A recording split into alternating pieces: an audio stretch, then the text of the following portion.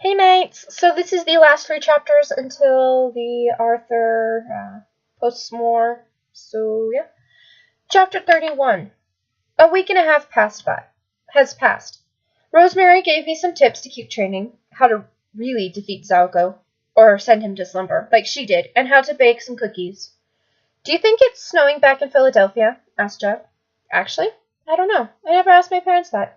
I'm just gonna call him, I said, looking for my phone around my hoodie pocket. Okay, I need to take a poo, so be right back, Jeff said, standing up and heading to the bathroom. Ugh, I gagged and laughed. I found my phone and took it out, turning it on and dialing my mom's phone number. It rang a couple of times until she picked it up. Hello? Hi, Ma. Hello, Sky. How have you been? Good. And you? Oh, I'm wonderful. Hey, I'm just asking, is it snowing over there? Oh, it started snowing like 3 days ago. Why? Well, it started snowing here like a week ago, but yeah, I'll be there soon. Goodbye. Love you. Love you too. Bye. I hung up and rested my head back as I saw Rosemary walking towards me and sitting next to me. Your mother must be proud of you, she said. I raised my head. Huh? These past few days I've seen how good you are, a true hero, and I know you will save this world from Zalga. She smiled at me. Wow, thanks. But enough about me. You've never talked about yourself, I remarked, because I don't have anything to say. I only travel, so I can't be here all the time. This house brings me bad memories about Fiona, she frowned. Fiona? I tilted my head. My daughter, Fiona. She was an alcoholic, I finished for her. How do you know? She questioned. Your neighbor, Anna. She told me everything, I replied. Oh, she did? I nodded. This was the first time I was that close to her. That's when I noticed she had freckles and hazel eyes. And I'm sorry to hear all that, I apologized. You don't need to apologize, dear. I sighed as I leaned closer for a hug. She hugged me tightly. We stayed like that for what seemed like an eternity. Are you planning on traveling again? I asked, pulling away from the hug. She nodded and replied, I'll be going to Miami in a few days. Oh, then we'll leave soon. Tomorrow, I remarked. She frowned. But it is a real pleasure to meet you, and I'm going to be honest, you're the best grandmother I've ever met. I smiled. She smiled back and said thank you. You can just call me Grandma now, and not by my name. Okay, Grandma, I grinned wider. Hey, sup, Jeff called. Jeff, we'll be leaving tomorrow, so we better pack our things now. What? Why? Because Grandma is leaving in a few days to Miami, so we're leaving tomorrow, I said. All right, just after we pack, can we just walk around? I think I'm going to miss this place. I nodded affirmatively and replied, You know, it's snowing back in Philadelphia, too. It's not the snow, it's the actual place, he shrugged. If you say so. I turned to Grandma. Grandma, I'm going to go pack. She nodded while I walked upstairs to my room I was staying in and looked at the mess I had. Yikes, even I don't have my room like this, I muttered under my breath. I took out my bags and placed them on the bed, putting my clothes, brush, toothbrush, and my mirror, etc. in there. After I put everything in my bags, I closed them and placed them on the floor. I heard a knock on the door. I walked towards the door and opened it. Hi, Jeff, I smiled at him. Hey, Bella, I was just going to ask you if you wanted to go out, like, just to walk around the town before we leave this place. I noticed he blushed a little bit. I giggled and kissed his cheek. I just finished packing everything, so now we can go. He grabbed my hand as we walked downstairs to the living room. I asked, Where's Ben and Bon Bon? I don't know. Probably around here, playing with the snow, buying candy, Ben flirting with some girls. You know how they can be, Jeff chuckled. I laughed and shook my head, smiling. Grandma, we'll be right back, I yelled as Jeff and I walked out of the house with our scarves. Jeff with his gloves and me with my coat on. We walked around the town, holding hands tightly and talking about unusual stuff. We walked by a flower shop before I stopped to look at the flowers. Oh boy, sighed Jeff. I gasped at a red and beautiful rose. I giggled and looked at other roses, such as pink, yellow, and red, yellow, orange, and white roses. I looked at other flowers like sunflowers, asters, anemones, amaryllis, etc. I sighed and grabbed Jeff's hand, walking away. As we were walking away from the flower shop, it was getting further by each step. Bella, Jeff took out the rose I was admiring by the flower shop. Jeff, did you steal it? I glared at him. What? No, I bought it. Really? I tilted my head. He nodded. Yeah, really, Bella. You don't believe me? Asked the seller. Okay, gosh, I believe you. I grabbed the rose. I'm sorry. It's okay. He laughed, blush forming on my cheeks. We stopped by a park and sat on a bench. Jeff smiled at me and said, Bella, this red rose is so beautiful and sweet, which is soon going to bloom, like you. I blushed even more and smiled back at him. He leaned closer and gave me a soft and pure kiss. I kissed him back, wrapping my arms around his neck before he wrapped his around my waist. After we pulled away from the kiss, we smiled to each other and I giggled. My phone rang and interrupted our moment. I looked at the screen. It was Ben. I decided to pick it up anyways. Hey, yo, where you guys at? A park. Why? Nah, just asking. Bon and I got back to the house, so we decided to ask. You guys alone? Yes, Ben. Oh. Bye, motherfucking lovebirds. Bye. I hung up and rolled my eyes, chuckling. Who was it? Jeff asked. Ben. Oh, God, I forgot to tell him to start packing up. I looked through my contacts for Ben and dialed his number. Hello, Ben picked it up. Hey, Ben, forgot to tell you. We're leaving tomorrow, so start packing up. Tell that to Bon. Aw, but the chicks are so damn hot. God damn, Ninja. Fine, I'll tell Bon. Bye, Ben. He hung up as I left. Jeff questioned, what did he say? I replied, he was complaining about how the chicks were damn hot in here. Jeff laughed and clung to me before I rested my head on his shoulder. He placed his head on mine and whispered, I love you, Bella. Chapter 32. I love you more, Jeff, I whispered back. No, I love you more. He stopped whispering. No, I love you more. I stopped whispering as well. God damn, are we going to keep doing this forever? He chuckled. If you stop saying that you love me more, then yes, I replied, giving him a slight smile. That won't happen 1,000 years, he laughed. I went to the kitchen to drink some milk with cookies, but before I could have opened the fridge, I felt dizzy. I backed off, and it all went white. Hey, Mom, I'm gonna go out for a bit. Don't wait for me. I'll be late, said a woman with long brown hair and green eyes, wearing party clothes. I looked at who she was talking to, my grandmother. She didn't say anything. She just kept sewing whatever she was sewing. The girl left, and Grandma turned on the TV. I walked closer to her and called, Grandma, where's everyone? Who the heck was that? She didn't answer either. She didn't even look up at me. As if I were a ghost or something. As if she couldn't hear me. Grandma? My shrill voice asked, but she didn't reply once again. Haha, what a nice joke, guys. Seriously, you can just come out now and tell me who the heck that was, I said nervously, scratching the back of my head. Guys? I got nothing but the sound of the TV on and the sound of Grandma sewing. I suddenly felt dizzy and it all went white again, revealing the exact same place where I was. But this time, Grandma stopped sewing and was reading a book with the TV off. I assumed she got tired, so she stood up and walked up to her room. I looked around and noticed that it was already nighttime. When I was about to walk somewhere, a noise from the front door stopped me from doing it. It was that woman. I stared at her as she laughed to herself and walked from side to side to the kitchen. She was drunk.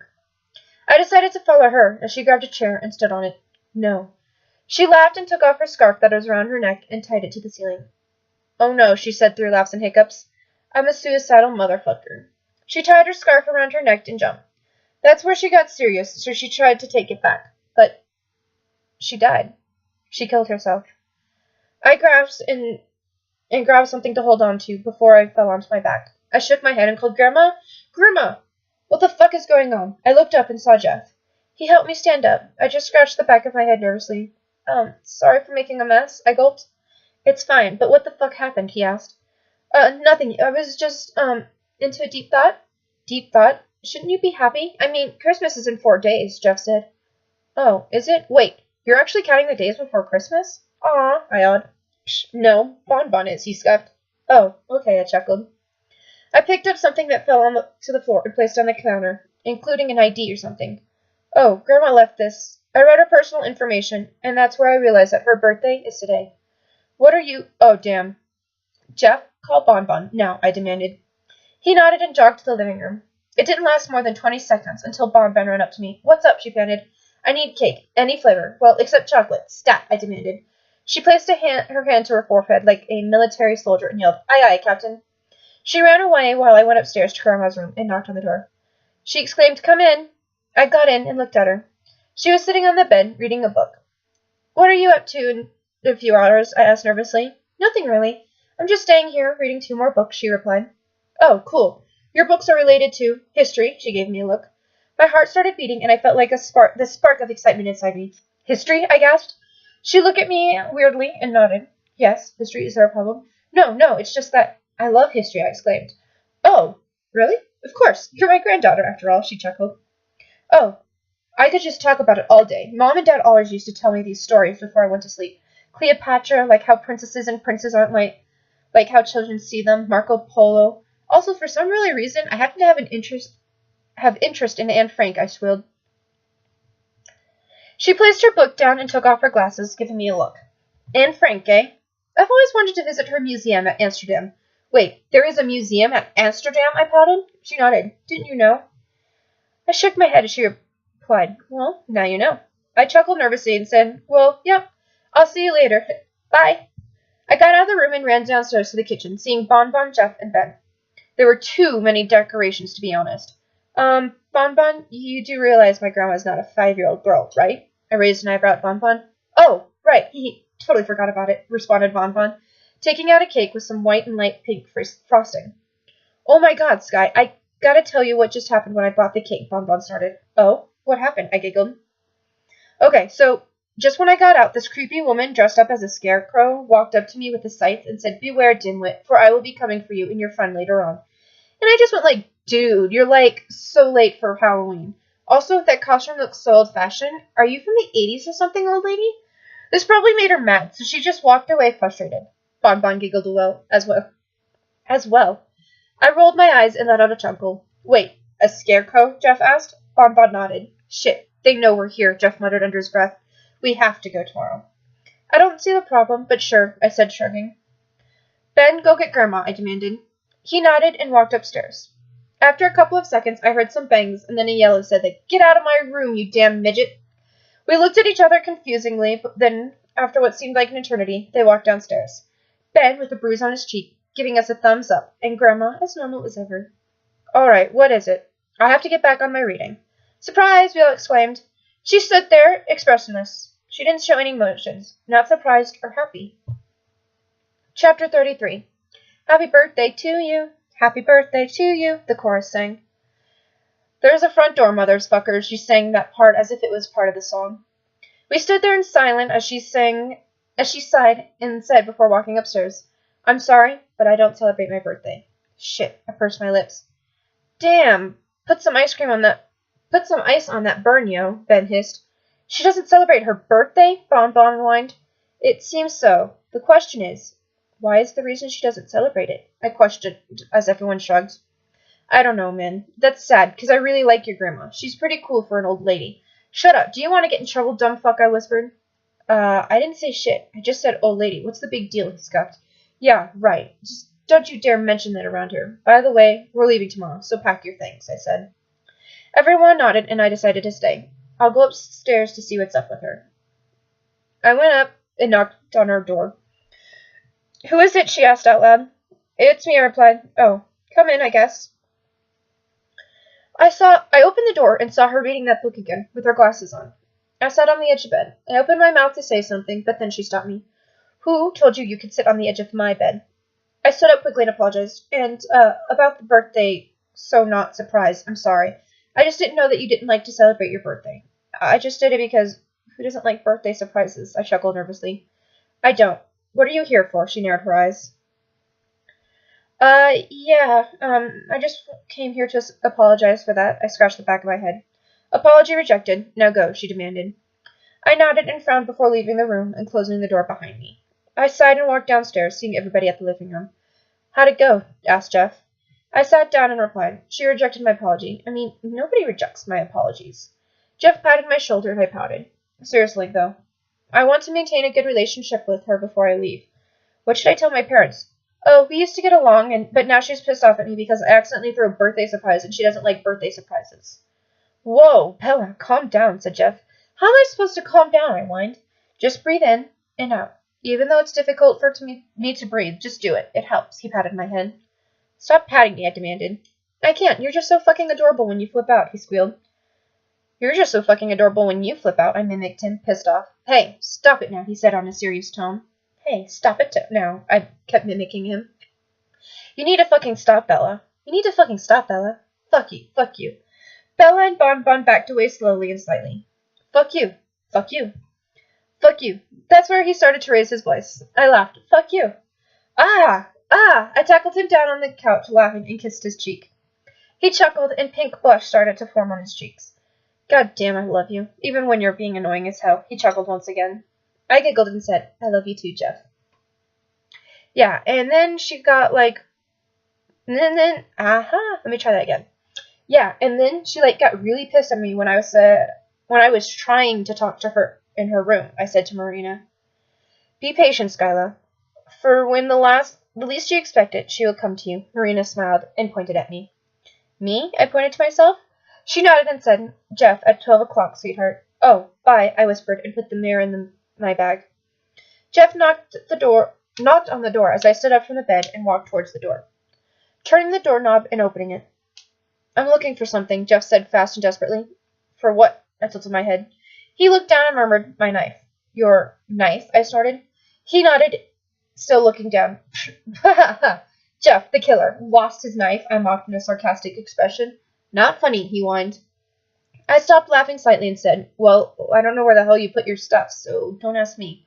"Fine, I'll be back if I can't find it anywhere," he said before turning and walking away. I closed the door and laughed silently. I heard the knock of the door again as I opened the door and said, "Jeff, that's your fucking problem." I didn't continue because I realized I told that to my grandma. "Shit, I'm sorry. I thought it was Jeff." I pursed my lips. "It's okay, kiddo. I came here to apologize." "Huh, wait, you apologized to me?" She nodded and smiled. "I'm sorry for acting like a bitch. I'm apologizing because you're leaving tomorrow, and I know I won't get the chance to see you again anytime soon." I smiled back and hugged her. Apology accepted. "And if you don't want to celebrate your birthday, it's cool. It's none of our business either." "Thank you for understanding, Skyla." I nodded and smiled slightly. "Well, do you need any help packing?" she asked. "Oh, no, I actually finished, but thank you for the offer."